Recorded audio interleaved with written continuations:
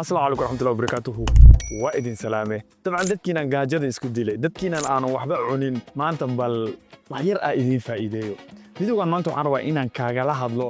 qofku hadduu miisaan iska ridaayo iyo hadduu jir quruxsanaayaba wuxuu u baahan yahay intuusan jimicsi bilaabin inuu afkiisa geliyo cunto fudud iyo cunto caadi ahba jiimka markuu ka soo baxase ilaa ay waqti intee la ego qofka sugi karaa inuu cunto noocaas u baahan yahay qofka laakiin haddaan si daacada su'aal ku weydiiyo dabcan waxaa laga yaabaa inaad 30 sano ka weyn tahay 40 jir inaad tahay 35 sano inaad jirto mashquulna aad tahay subax walbana aad ka soo kacdo adoo daalan ay lafaha ku xanuunayaan aalmiitada shala aad samaysana aadan weli ka soo kabsanin si kastaba ahaatee haddana jimicsigu waa waxaad isku qasabto hadduu subax yahay iyo haddaad galab samaysaba naftaada mar walba waa wax aad cadaadis ku saarto marnaba kuma raaxaysatid mana ahan wax aad ku farxayso sida muxuu ahay musalsalada aad daawato oo kale maanta waxaan ku tusinaa qaab haddii aad samayso jiimka adigu naf ahaantaada aad u xiisaysid tamartu way kaa dhacdaa dhiirigelinta way kugu yar tahay laakiin waxaa laga yaabaa adigu meel kale inaad ku foofsan tahay inaad isweydiinaysid way aansaan u dareemaa war waxaan goormaa lala qabsadaa dad badan inta badan i weydiiyo coach dietkan iyo exercisekan la iskaaga dhex jiro iyada goormaa lala qabsanaa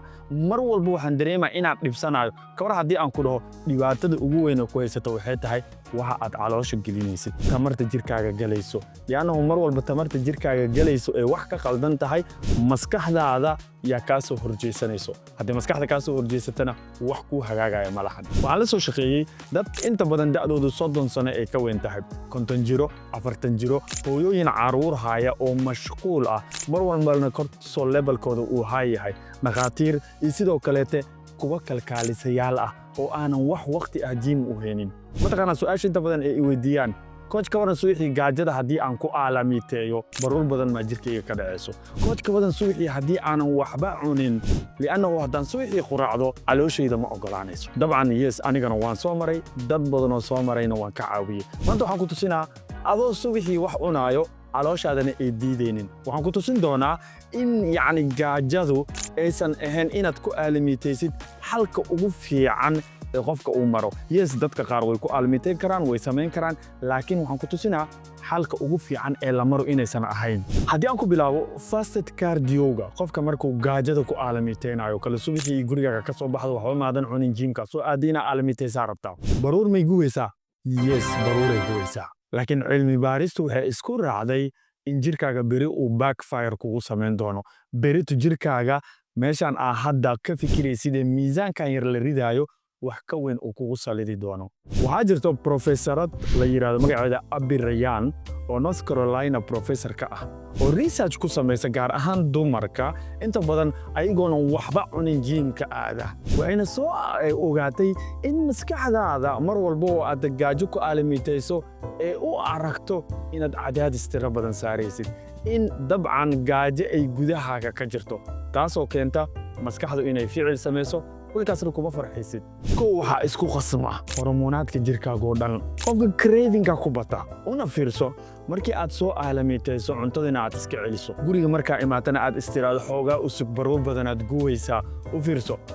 craving-ka kugu badanaya markii dambena sidaad isku celcelinaysid cunto aadan jeclaysanin inaad cunaysaa maalinkii qofka dhaqdhaqaaqa ku yiraahdo dadka inta badan ma ka fikiraan fiiri markaad jiimka aado jiimkana oo inta badan aad waqti ku soo bixiso adoona waxba cunin oo haddana marka aad ka imaato xoogaa cuntadii aad iska celiso waxaa la dareemaa maanta oo dhan inaad kursiga ku jiifayso sariirtii inaadan ka soo kacaynin inaad rabin inaad farqaado alaab ma dhaqi kartid caruurta waxba uma qaban kartid reerkii markay ku arkaan waxay isleeyihiin qofkan jiimka uga daray maxaa khaldan nafaqadara jirkaaga ka jirto lama fahansano kama dambeysna waxa kugu dhacaya metabolism crash metabolismkaaga ama dheefshiidkaaga oo looga fadhiyey maadaama aad aalmiiteynaysid dietna aad ku jirtid inuu baruur badan gubo inuu isxiro inuu baruurta ka istaajiyo waana inta badan waxay dumarku ku calaacalaan markay bil iyo 2 bil miisaan si fiican uga dhaco inay dhahaan plateau wax la dhahaan galnay coach miisaan ma dhacayo wuu naga istaagay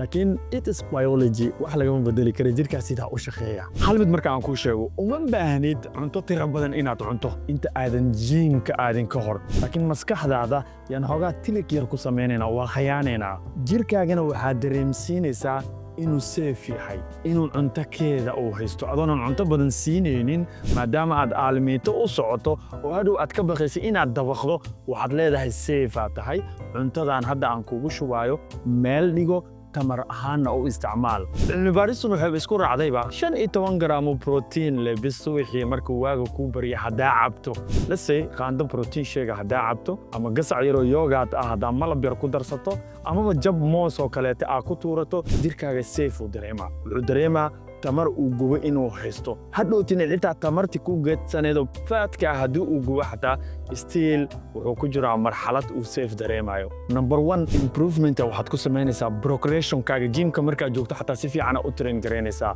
waxaan waa psychology trick waay gymka markaad joogto haddii aad biro ku train garayso haddii aad treadmill korayso haddii aad cardio class ka qayb galaysid wax walba aad samaynaysid si fiicanaad u samaynaysaa li'annahu jirkaaga wuxuu dareensan yahay in wax u nafaqo ah ay ku jirto waxaa hoos u dhacayo muscle breakdown-ka in jirkaaga dabcan hadday waxaan ku dhahay maskaxdaada ficil aanan ku farxiinay samaynaysaa taasoo ah in murqahaaga la jajabiyo la burburiyo si tamar lagaaga dhiga maadaama jirka wax tamar uu haysanin taasna waad ka badbaadaysaa sidoo kaleetana haddii aad caawa seexato the next day ama maalinka kale waxaad soo kacaysaa adoo recovery fiican qaatay jirkaagana uu okay yahay waa laga yaabaa meelaha yar murqay yar inay ku xanuunaan laakiin ma noqonaysid qofkii laga yaabanaya sariirta saarnaa oo aan rabin in uu far qaado marka waxaad isku daydaa suuxii waaga markuu ku bariyo haddaa dadka suuxii hore gaajada ku aalmitay aad tahay 100 ilaa 150 calories 100 calories waa hal xabo moosa iyo biyaad isku cunto waay hal xabo gasac yogurt waa weliba aniga waxaan jeclaa waxa inay protein noqdaan hal xabo ukun ah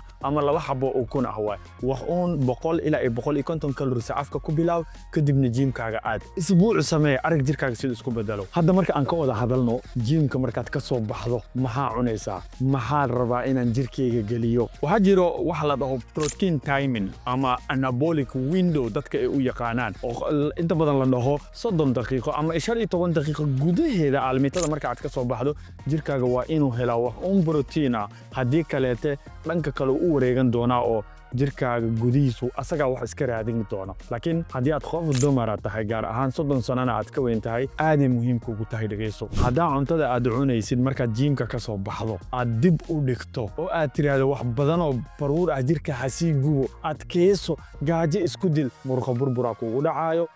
qaaraana noqon doonta jirkaaga wuu halaabi doonaa tamartaadana hoose u dhici doontaa cilmibaaristuna waxay isku raacdeen sokorta dhiigga qofka habeenka ah in ay caadi ku noqoto qiyaastii saacad gudaheeda haddii saacad gudaheeda jirkaaga uu heli waayo in uu cunto nafaqo leh oo carbohydrate iyo protein isku jiro in uu helo hadduu heli waayo waxaad ogaataa murqahaagu ka raadin doonaa tamarta uu u baahan yahay mar walba oo aad gymka ku jirto jirkaaga wuxuu haystaa wax glycogen la dhaho glycoginku waa carbohydrate-ka ku keedgaraysnaa oo tamar lagaaga dhigayo murqahaagay ku jiraan sidoo kale beerkaaga ku keedsan yihiin laakiin mar walba uu depletion ku dhaco mar walba uu dhammaado waxaa loo baahan yahay jirka si uu safe u noqdo inaad glycogenkaas soo celiso wax shaqaa iskuma lahan in jirkaaga baruurta ay ka dhacdo iyo inuu jirkaaga tamar ama energy uu isticmaalo uu haysto aan markale kugu celiyo marka waa psychology waay hadduu jirkaaga uu dareemo inay cuntada ku yar tahay maskaxdaada waxay dareemaysaa inuu cadaadis jiro cadaadiskaasaana ah waxa inta badan dhiirigelinta kaa dilo cadaadiskaasa ah waxa inta badan keeno inaad gymka jeclaan weyso inaad dietka u aragto in mar-uun aad ka dhex baxdo inaad aragto 3 bil iyo 4 bil iyo 5 bil ma igu filan mar walba aad xisaabsato oo aadan u arkin waxaan wax noloshaada inta ka dhiman aad ku dhex jirayso halka mid markii inaad fahamtid aan rabo waxay tahay lazy ma tihid laakiin dhibaatada ku haysataa waxay tahay tamarta jirkaaga ku jirto yaa mar walba depletion ku dhacooya oo dhammaanayso taasaana kugu khasbaysa inaad gymki jeclaan weyso inaad exercise-ki jeclaan weyso inaad cuntadii jeclaan weyso inaad dhibsato markaad aragtid waa waqtiga gymka markii la gaaro ama jikada aad imaato oo cuntadii lagugu talagalay aad miisaanka iskaga ridaysay ee ka hor timaado haddii marka da'dan aad ka weyn tahay 30 sano oo aad tamar yari aad dareemayso leesinimo oo aad dareemayso wixii aad bilowday inaadan wadi karin jirkaaga ciqaabta ka dhaaf isku day inaad jirkaaga taageerto cunto yar cadaadiska ku yarayso natiijo fiican aad helaysaa insha Allah taala haddii videogan uu ku caawiyey dabcan subscribe the channelka sidoo kaleetana share dheh walaalkaa u baahan la wadaag kaligaa matid insha allahu tacaala safarka waa iskugula jirnaa. Asalaamu calaykum waraxmatullahi wabarakaatu.